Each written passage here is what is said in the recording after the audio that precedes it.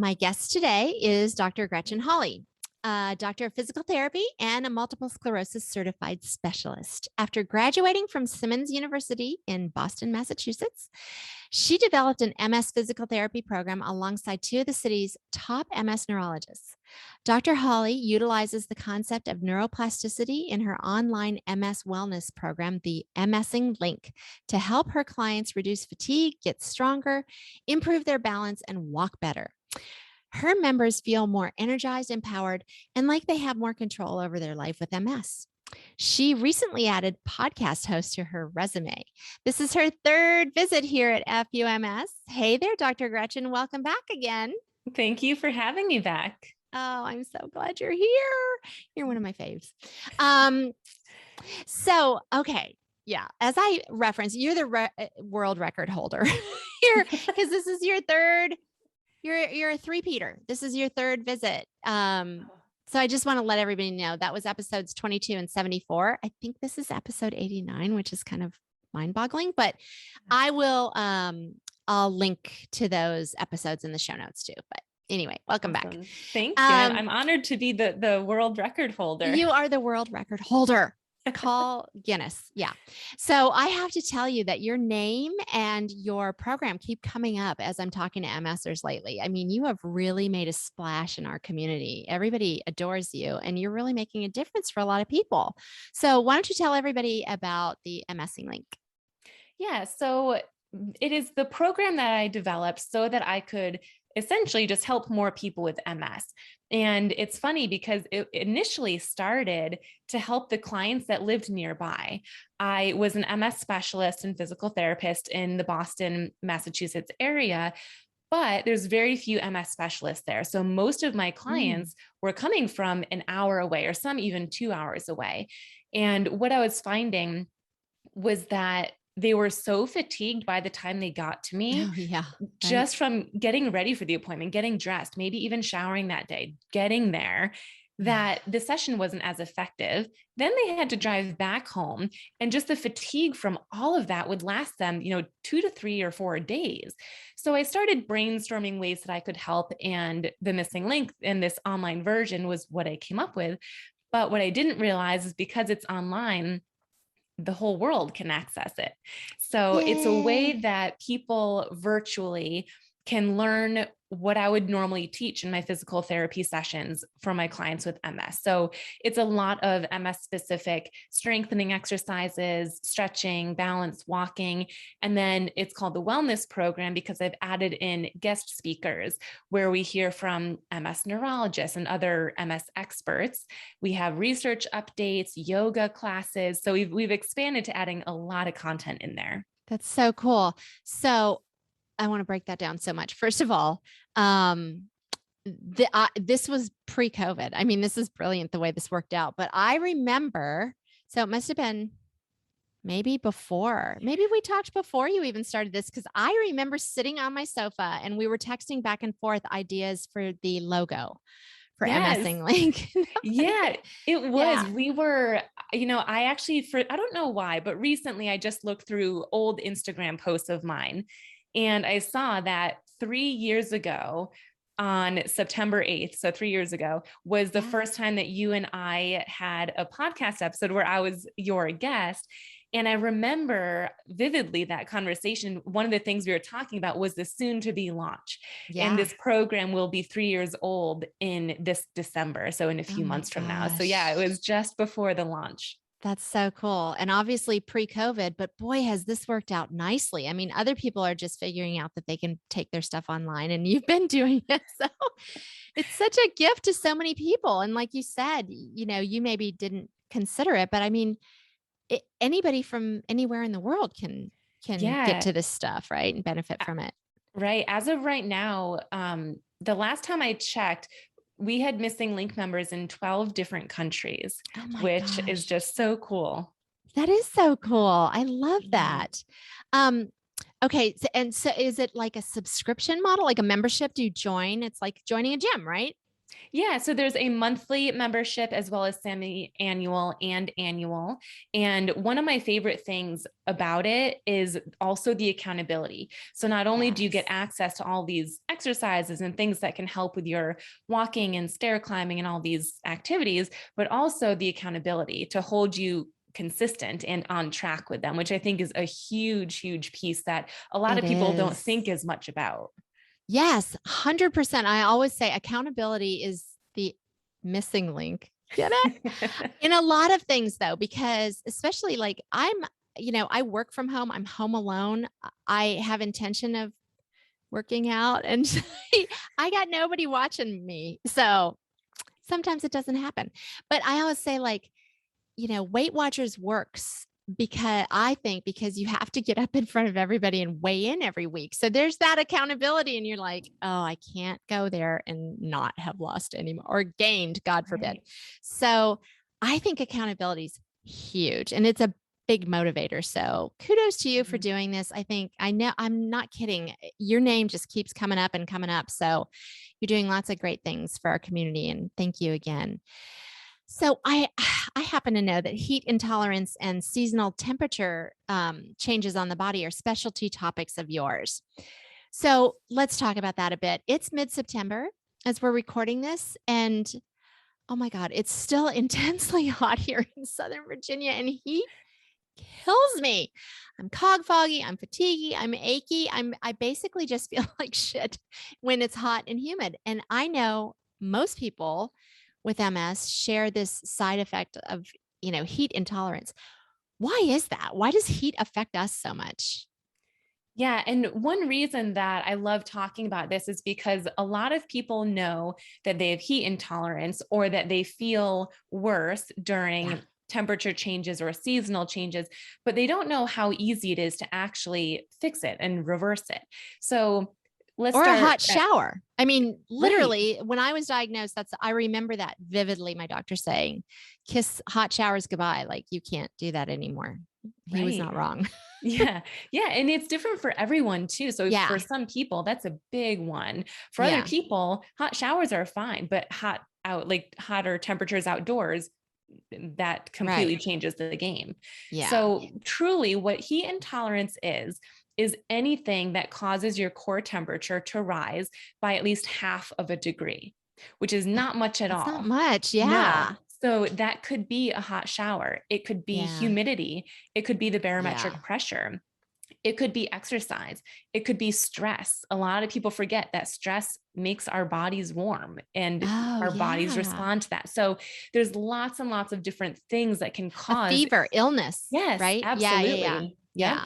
And also, especially this time of year, depending on where our listeners are living, seasonal changes can also cause very similar symptoms to heat intolerance and or cold intolerance. So I Mm. have people, so here, as you mentioned, it's still pretty warm here. Let's Yeah. just Love it. say, theoretically, let's say tomorrow it drops to 50 degrees Fahrenheit. So much Oh, cooler. A yes. lot of people will tell me, oh my gosh, I would assume that I'd feel great because it's so much cooler, but I'm not. Today's a bad day for me. My fatigue Yeah. is worse or my strength, whatever it might be. And Yeah. that change, that It's the seasonal change, change. right? It's not Yeah. so much the temperature, right? Yeah, Right. I've noticed that too. Barometer too, the barometric pressure really affects Yes. me as well. It's so Yep. strange. Yes. Well, aren't we lucky? We're just little barometers. So, what do you tell your patients to do about heat intolerance? Like, I'm looking for some tips and tricks here, please. Yeah. So the first thing that I always share, because this is the easiest and quickest Yeah. strategy, is to sip ice cold water, not room temperature water. Cheers. I Yeah. just don't have I just don't have ice in here, so it doesn't make noise. But I always have my cold water Yeah. right here. Yeah. And it has to be cold. If it's room Mhm. temperature or, even just lukewarm, it doesn't have the same effect. So sipping, and it just needs to be small sips. I talked Mhm. about this recently where a lot of people who have bladder issues, whether it's Yes. incontinence, frequency, urgency, the last thing they want to do is sip water. But keep Right. in mind that for heat intolerance, I literally mean like the smallest sip possible, just lots of tiny, tiny little sips. So it won't really affect your bladder, but it will cool your core temperature down. So that's my favorite. Everyone can do that. It's a You don't need to go-to. purchase anything. Yeah. So that's one of my favorites. But then there are also strategies of, first and foremost, figuring out what's causing it. If it's stress, doing something to manage the stress, meditation, taking 5 deep breaths, something. If it's exercise, cooling products is one of my favorites. Or if it's the temperature outside, cooling products. So there's lots of, there's vests, there's wraps, there's wristbands, there's hats, there's shirts, there's so many different things. There are now. There weren't, 13 and a half years ago when I was diagnosed, there weren't. And what was available and what has been available.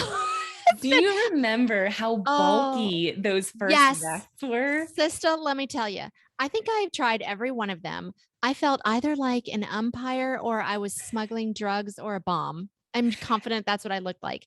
And they were ugly, huge, uncomfortable, and really they may have cooled me a bit, but it didn't last long. And it was just uncomfortable. But I know you and I have both, well, I shouldn't say I know that. I think that you and I both advocate to use the Undercool Vest from Thermapparel. That it was a game changer for me, 100% game changer for me. It is hot and humid in Southern Virginia in the summer, and I was really missing out on a lot. Honestly, I love working out in the yard. I love gardening or just going for a walk or just hanging outside, right? And I couldn't do it, and I just didn't do it for the longest time. I mean, I tried the big umpire vest, but they were awful. But when I found this, I mean, that thing just fits so snugly. You can't even tell when I'm wearing a t-shirt. You can't even tell I've got anything on. Yes. And it literally keeps me nice and cool for up to 3 hours.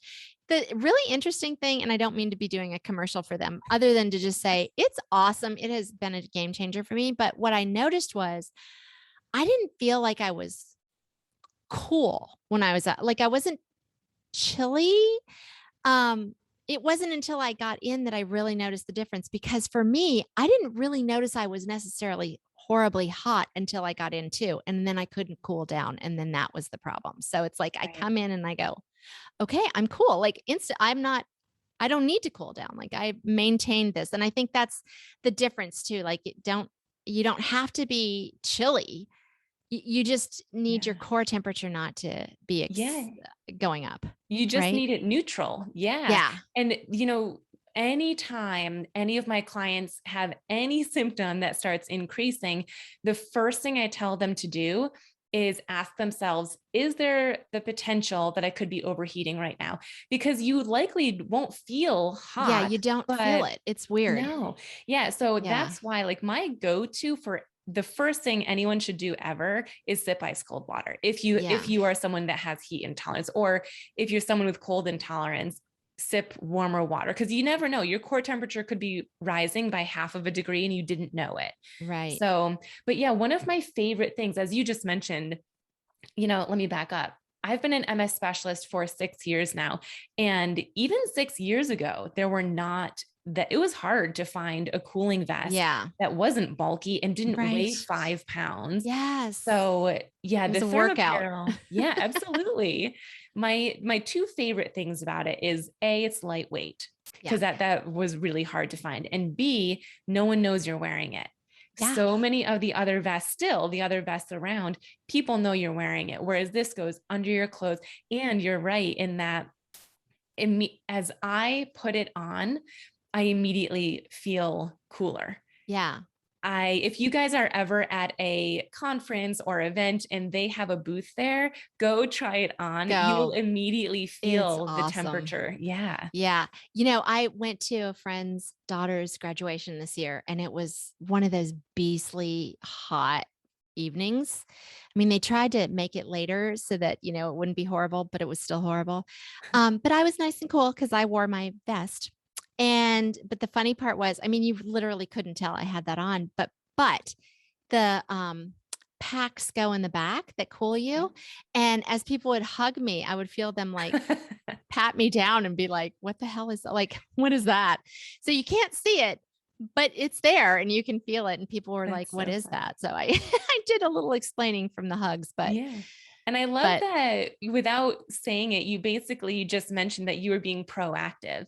And that is key when it comes to temperature changes, heat intolerance, or just seasonal changes, is being proactive. If you know that there's a possibility that it's going to be warm or a possibility that your core temperature could rise, go ahead and sip ice water or put a yeah, cooling device on. right. I love that. Yeah, because we're our own best advocate for ourselves, Yep. right? We need to be, and we need to be taking care of ourselves, and thinking ahead, like ahead, really can make a big difference. Yes.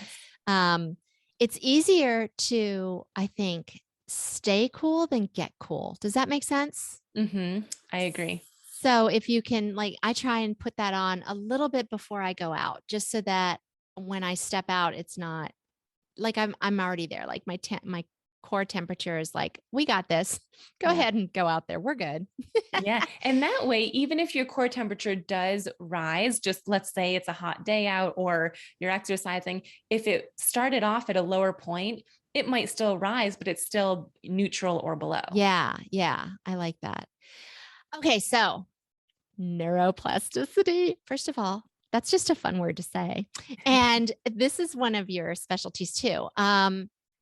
So I love this. It's so fascinating to me. Can you share a bit of the science behind neuroplasticity?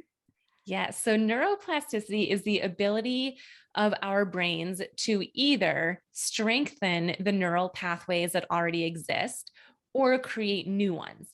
So basically, Amazing. yeah, any movement that we have, even if it's moving our fingers or lifting our ankle or bending our knee, any movement, what happens is our brain first either has a reflex to move that body part, or we have the thought of bend my knee or open my hand, whatever it is. So your brain first has to have that thought or reflex. Then you have nerves that run from that part of your brain all the way down the spinal cord and the other nerves in there, and goes to the muscle that causes the action of that muscle to move and that body part moving.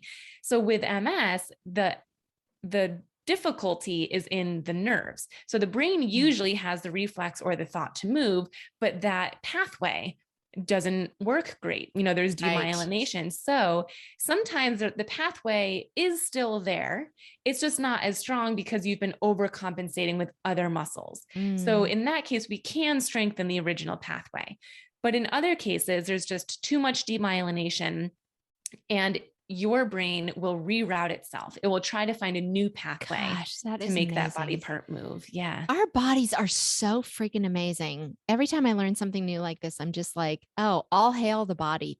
Yes. We are cool. Yeah, Really, absolutely. really cool. So, how do you use that neuroplasticity in your practice?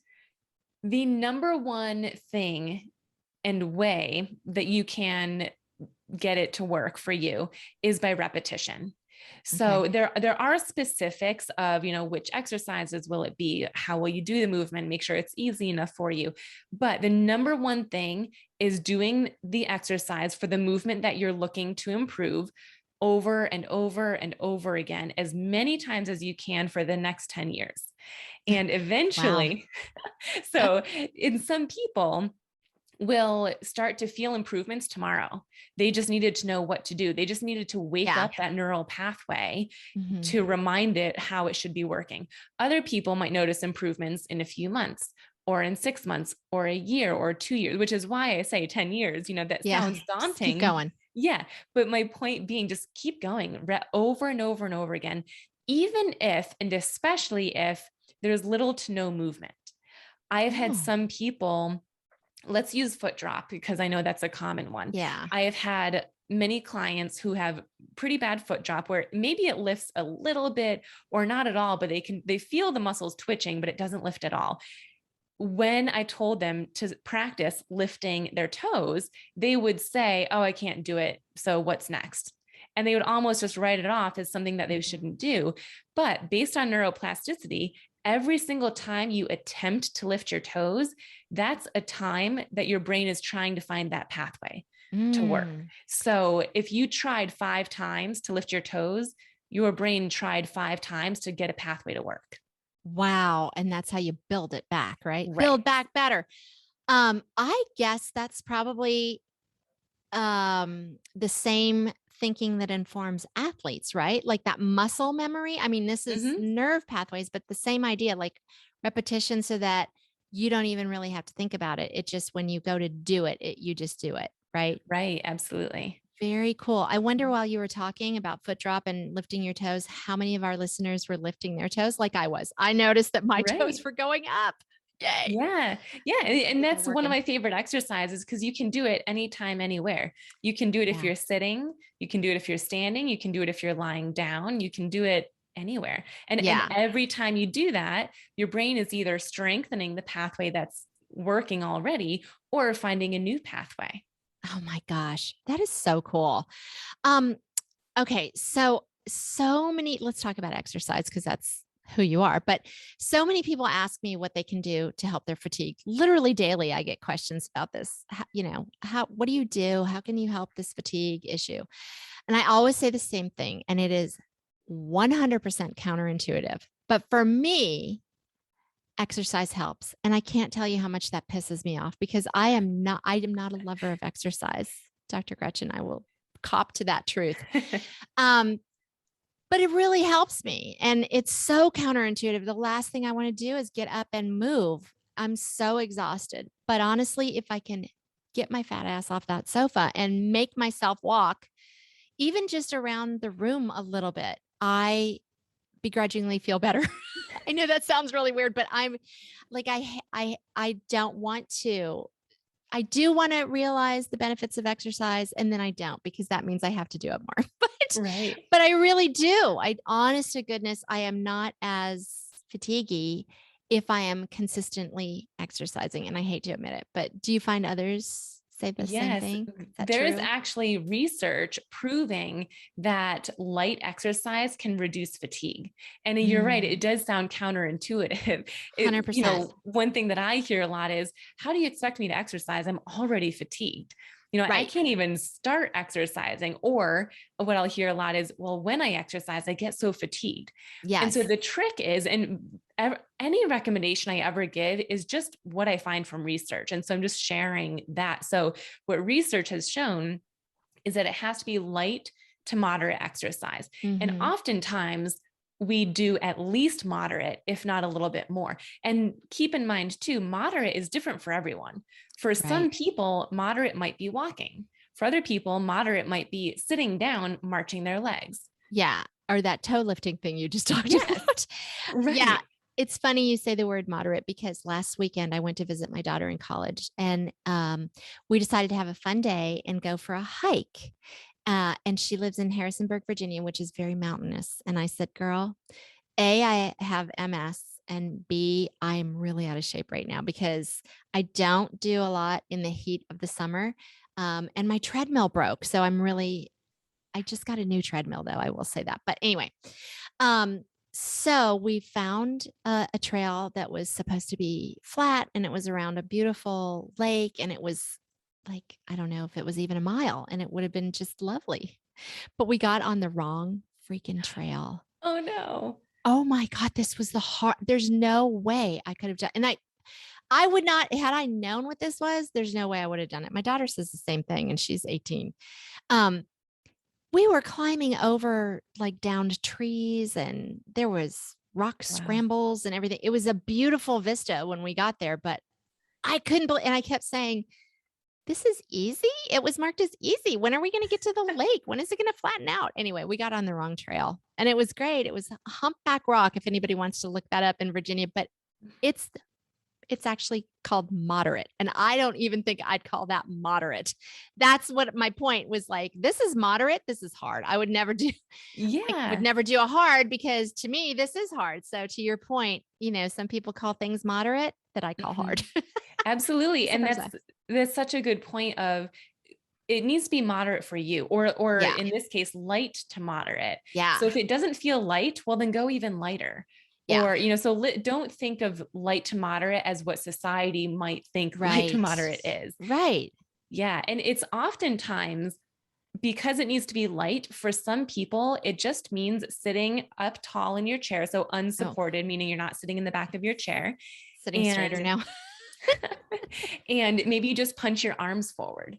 Yeah. And so it's just light, nice and slow, but one arm forward than the other. Or maybe you add a twist. So it's still just punching your arms forward slowly, but you're adding a twist. Yeah. Or seated reclined march. You know, there's so many light exercises that you can do. I actually, for the MSing Link, I just recorded a video, I think it was a month or two ago, and the title of it is Exercises to Do in Bed, because you can exercise in bed in a light way, and that can help reduce fatigue. So there's always something you can do, but yeah, essentially research is proving that to reduce either primary or secondary fatigue, light to moderate exercise is effective. Yeah. And is that where you usually start with people? New Yes. clients, you just start with the light exercise, just light to moderate, and then see how your body feels. So starting with light to moderate, and then how did you feel? Were you sore at all? Were you fatigued at all? If so, how intense and what was the duration? And then we work our way up from there. I love that. That's so good. And I just want to really reiterate my my experience, which is I don't enjoy exercise, but I find it very helpful. So I want to say to everybody else out there, you may not enjoy it, but honestly, it will help you. It'll help fatigue. It helps cog fog. I mean, it helps with, you know, we have a lot of issues sleeping, and I really find such a huge difference. If I have done any movement that day, I am sleeping better. If I haven't, I'm not sleeping well. So it really is so important. So yeah, good on you. So, okay. Thank you for all that. You have a new podcast and a free 5-day MS strength challenge. So let's unpack that first. Tell me about the podcast. Yeah. So it's really funny because, again, just over 3 years ago is when I was on your podcast. And even as little as 6 months ago, I wasn't sure that it was something. I knew that it was a big platform that a lot of people were utilizing, but I didn't really have the idea until maybe 3 or 4 months ago, when people kept mentioning it to me and mentioning that they were on, and they like hearing audio tips. Whereas so far I've just been on my MSing Link, of course, but also Instagram, Facebook, YouTube, but that's all visual as well. And I've been receiving a lot of feedback that they just want to listen. They don't really need a whole video on it. And that, combined with people asking me questions that require a longer response, where it's more than just what I can fit in a 1-minute Instagram video. Right. So that was the point where I was like, okay, let me look into this a little bit more. So this is only the second week. We launched 1 week ago. Congratulations. What's the name of the podcast? It's called The MSing Link. So it's spelled the same way as my online program. And we can find that anywhere, any place you get your podcast. Okay, great. Yes. So good. So it's really exciting. So it's a combination of me having solo episodes where I just educate and answer the questions that people ask me on a daily basis.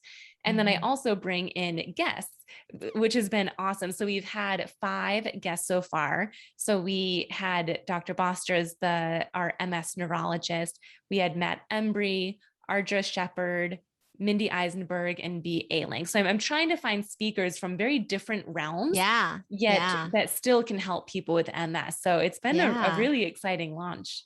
I love that. I love that. Yeah. And the other thing I find about audio too is it's nice if you're not feeling well. And, you know, sometimes we have optic neuritis, and for all those reasons, it's nice just to lay there and listen sometimes. And also I listen to podcasts, like if I'm driving to the store, or it's just, or those days that I can actually walk when it's not too hot out. It is nice. And it's nice to, you know, bring that along with you, bring your MSing Link along with you. It's been fun too, because as soon as I had the thought of, okay, wait, this might actually be something that I do. I'm a huge believer in anything that I create, even if it's an Instagram post or Facebook or YouTube. It's for the people that are watching it. So like I'll create the content for my audience. And so the way that I do that is I ask a ton of questions. So I've been polling my audience on Instagram and Facebook and email for maybe 2 or 3 months now, just asking questions like, how long do you want the episodes to be? What day of the week do you want it to launch on? What guests do you want to hear from? So everything, like every nitty-gritty detail about this podcast came from people with MS, just telling me Yeah. what they I prefer. So voted. that's been cool. Yeah, you did. I I appreciate have that. voted. Yes, absolutely. Well, I love that you take us into consideration first and foremost, and that's who you're building the content for. That's awesome. Okay. So the strength challenge, tell us about that.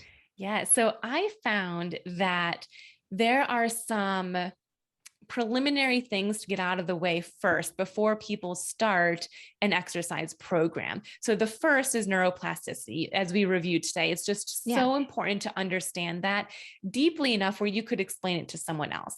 And the reason for that is because neuroplasticity is the reason that someone with MS actually can get stronger, improve your walking. So knowing what it is and knowing how to make it work for you and your goals is so important. So this 5-day strength challenge is geared towards getting the information you need to then start a program. So we review neuroplasticity. Each day has its own topic. We also review functional exercise, how to exercise based on what your goals are.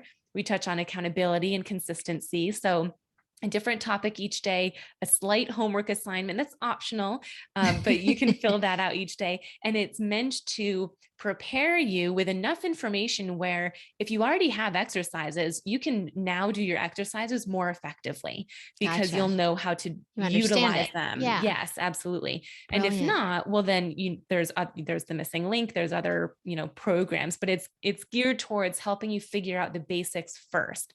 Without that, any program you do won't be as effective. Yeah. And that just reminded me of what I have found over the years very effective with my MS, which was like envisioning or, I was going to say guided imagery, but it's not guided. It's just guided by my head. But I know years ago when I first had my first major flare and I was in bed basically for 6 weeks, I felt so done too. I couldn't, there was, I was pissed off that my body was doing this to me. And anyway, I didn't know what I could do, but I started picturing the lesions on my brain. And back in the day, there was this commercial with scrubbing bubbles. And so in my head, I was picturing scrubbing bubbles, scrubbing off my lesions.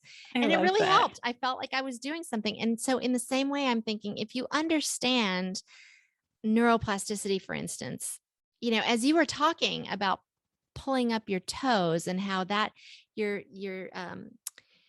nerves are connected, from your brain all the way down your spine. I'm thinking, I'm picturing that. And I think that really helps too, like understanding if this is such a weird offside thing, but it does remind me of when I was giving birth. And my doctor was telling me to push and I was like, I am pushing. I thought I was pushing. And I said, could I have the mirror? And she put that mirror right there. And I was like, bam. And I pushed that baby out because I could see what I was supposed to be doing, and I could like not just envision, like I couldn't, I was envisioning it. I could see it. And so I think what you're saying about understanding how these things work and that it can make a difference. You can picture it. And I think that's just got to help, right? Right. Yeah. And one thing that I hear a lot, and actually, now that I'm thinking about it, I definitely have heard this more frequently in the last year or so than other years. But I hear this phrase from people with MS where they'll tell me, I've been doing program X, Y, and Z, and I'm getting stronger, but my walking isn't any easier. Or I'm getting stronger, but stairs are just so damn hard. Or I'm getting stronger, but getting in the cars, so they feel like they're getting stronger. They feel like they're getting balanced, but there's not that carryover into their day-to-day life. So their function is still difficult for them. And my whole thing is I want you to get stronger so that your walking is easier or so that your day-to-day activities enhance your life challenging. Absolutely. So there's a difference. And so that's what we review in the 5-day strength challenges, how to make that connection, how to get that overlap. And then in the MSing Link, all of the exercises are geared to get that overflow so that yes, you improve strength, but also your function is improving for a reason. Right. Because truly, like, it's great. It's great to be strong, but if that doesn't mean you can do any more things or live any more of a freer lifestyle, well, then I don't know how good is it? How much posing are we going to do with our big, strong muscles? Right? So how do people find you and your program? Well, so many places. My podcast is the newest way that you can find me. My program is on my website, MSingLink.com, and it's spelled MSing Link. I'm also on YouTube as Dr. Gretchen Hawley, Facebook as Dr. Gretchen Hawley, and we also have a Facebook group called MS Wellness and Support. And then I'm on Instagram as Dr.Gretchen. You're everywhere. You're everywhere. And just so everybody knows, that will all be in the show notes. So don't like drive off the road trying to write this stuff down. I got you. So that's also excellent, Dr. Gretchen. I learn something every time I talk to you. Thank you so much for coming back for a third time. I really appreciate it. And I'm sure you remember this part where we in the FUMS Nation speak to the stupid diseases it deserves. And we tell it FUMS every day. So if you wouldn't mind, would you please lead us in our salute to MS with middle fingers extended, of course. Are you ready? I am ready. Okay. 1, 2, 3. FUMS.